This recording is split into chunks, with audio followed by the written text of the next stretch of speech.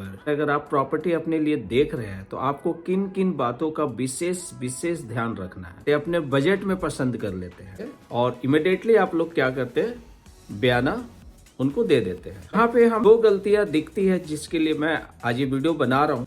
तो आप कभी भी कैश अमाउंट पे टोकन मनी या बयाना ना दें। अब आप यहाँ पे फंस जाते हैं। नेक्स्ट मनी दिया हुआ, टोकन मनी दिया हुआ है और आपसे एक एग्रीमेंट साइन हुआ जिसमें कि अगर आप बैक मारते हैं तो that amount is the forfeited. तो आज का मेरा वीडियो बनाने का सिर्फ मकसद ये था, आप कहें मेरा बजट ही गड़बड़ा गया, मैं तो ले ही नहीं पाऊंगा। तो यहाँ पे आप डील खराब हो जाती है, यहाँ पे आपके पैसे मरने के चांसेस हो जाते हैं, आपके पैसे फॉरफिट हो जाते हैं। All person are money minded, को पैसा चाहिए और पैसा के लिए हर एक आदमी अपनी जुबान से मुकरने के लिए तैयार है। नमस्कार all my loving guys and my beautiful subscriber. अगर आप प्रॉपर्टी अपने लिए देख रहे हैं तो आपको किन किन बातों का विशेष विशेष ध्यान रखना है। का एक बजट बनाते हैं, एक टारगेट बनाते हैं कि मुझे इस बजट में इतने में एक प्रॉपर्टी परचेस करना है और प्रॉपर्टी पसंद भी कर लेते हैं, अपने बजट में पसंद कर लेते हैं।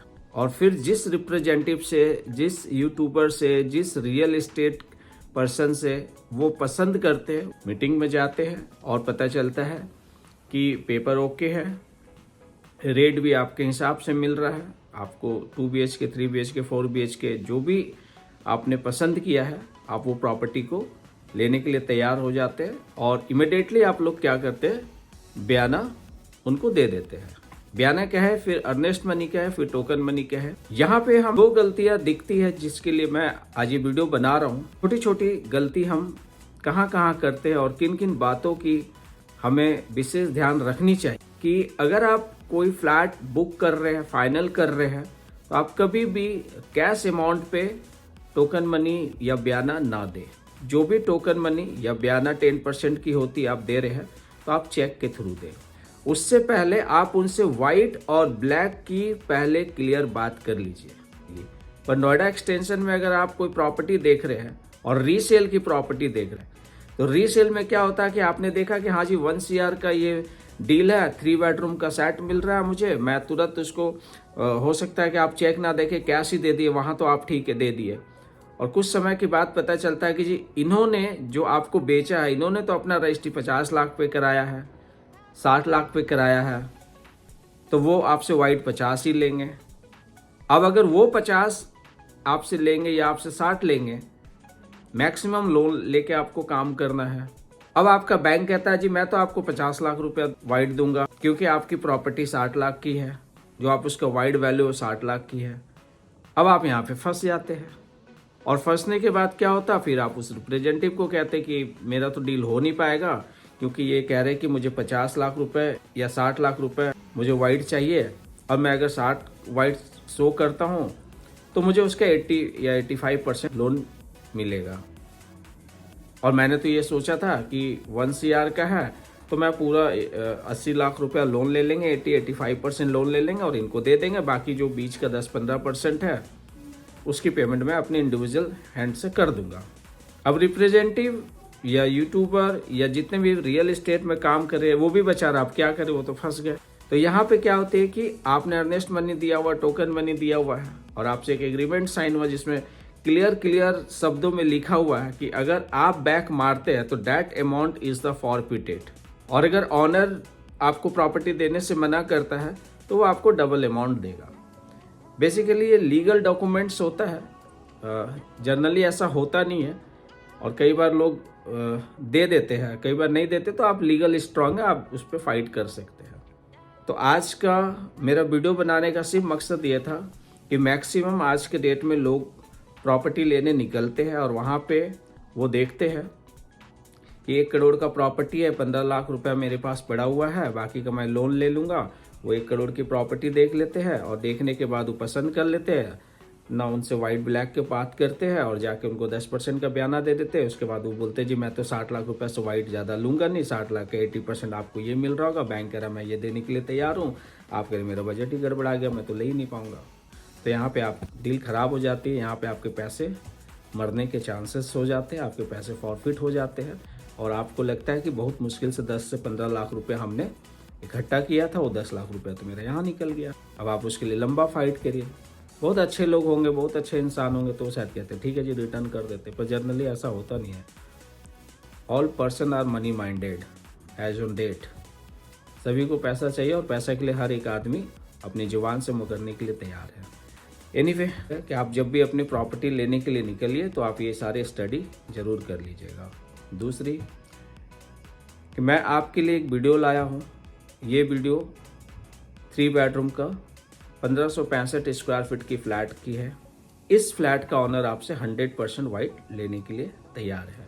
मतलब कि ये प्रॉपर्टी अगर आप फाइनल करते हैं और आपका बजट है तो इसमें वो 100% अमाउंट आपसे वाइट ले सकते हैं। 100% का मतलब है कि अगर ये प्रॉपर्टी 1,40,00,000 का है और वो कहते हैं कि जब मैं मैक्सिमम वाइट ले लूँगा, तो उनका मैक्सिमम वाइट का मतलब हुआ कि उसका 80 या 85% आपको बैंक लोन देगा।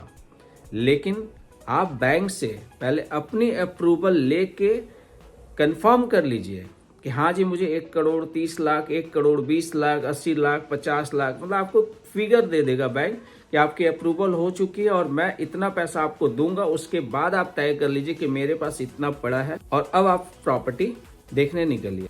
लेकिन इसके ऊपर भी आपको रजिस्ट्री कराना है। आप जिनके थ्रू जा रहे हैं उनको कमीशन देना है, उनका ब्रोकरेज देना है, और प्लस अगर आप रीसेल में ले रहे हैं तो आपको टीएम का एक खर्चा भी आता है। तो ऑलमोस्ट आप अगर कोई प्रॉपर्टी 1,30,00,000 का देख रहे हैं तो वो प्रॉपर्टी रजिस्ट्री करते समय तक 1,40 का आपका खर्च है। 1,30 है और 4-5 लाख रुपया रजिस्ट्री का है, टीएम का है, डीलर का 5-7 लाख रुपया आपका एक्स्ट्रा खर्च है। तभी आप किसी प्रॉपर्टी के लिए हाँ भरिए, तभी किसी प्रॉपर्टी के लिए मीटिंग करने जाइए, तभी आप उनका 10% का बयाना दीजिए। लेकिन बयाना हमेशा वाइट पे दीजिए, हमेशा वाइट पेमेंट चेक के थ्रू आप बयाना दीजिए।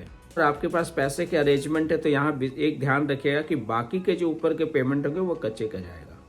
तो चलिए आइए ये प्रॉपर्टी देखते हैं। आपके लिए मैंने बनाया है 2-2.5 मिनट की वीडियो, आप लोग बिल्कुल देखिएगा, अंतिम तक आप देखिएगा। और अगर अभी तक आपने मेरा चैनल को सब्सक्राइब नहीं किया तो मेरा चैनल को सब्सक्राइब करिए, लाइक करिए, शेयर करिए और बेल आइकन दबाना बिल्कुल भी ना भूलें। तो आइए चलकर देखते हैं इस वीडियो को।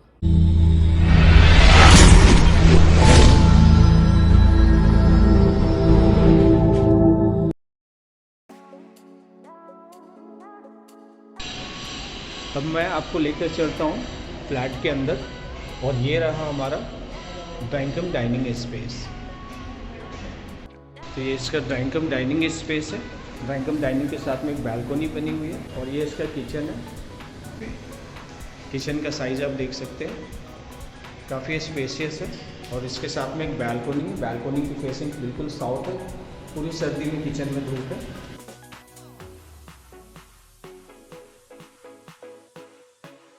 और ये किचन की बालकनी की तरफ से ये व्यू है जो कि प्रॉपर साउथ फेसिंग की है। इतना स्पेस आपको किचन के साथ मिलता है।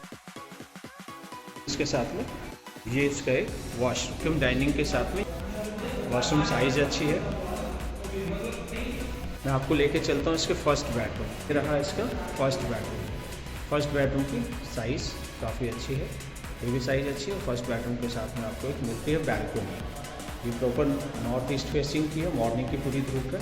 इसका सेकंड बेडरूम है। सेकंड बेडरूम के साथ में टॉयलेट एंड बाथ प्लस आपको एक ड्रेसिंग रूम भी मिलती है। रूम के साथ में ये आपको एक वॉशरूम मिलती है जो कि मास्टर बेडरूम के साथ में ये अटैच है। इसका सेकंड बेडरूम का बेडरूम मास्टर बेडरूम के साथ ये अटैच टॉयलेट कम बाथ और ये इसकी ड्रेसिंग रूम, ये इसकी पूरी ड्रेसिंग रूम है।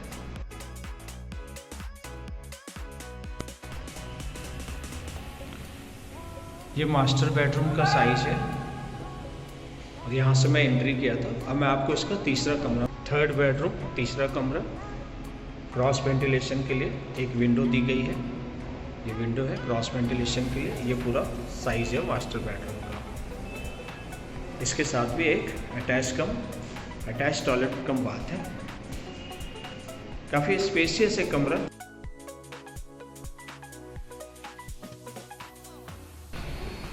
ये इसकी कॉमन बालकोनी है।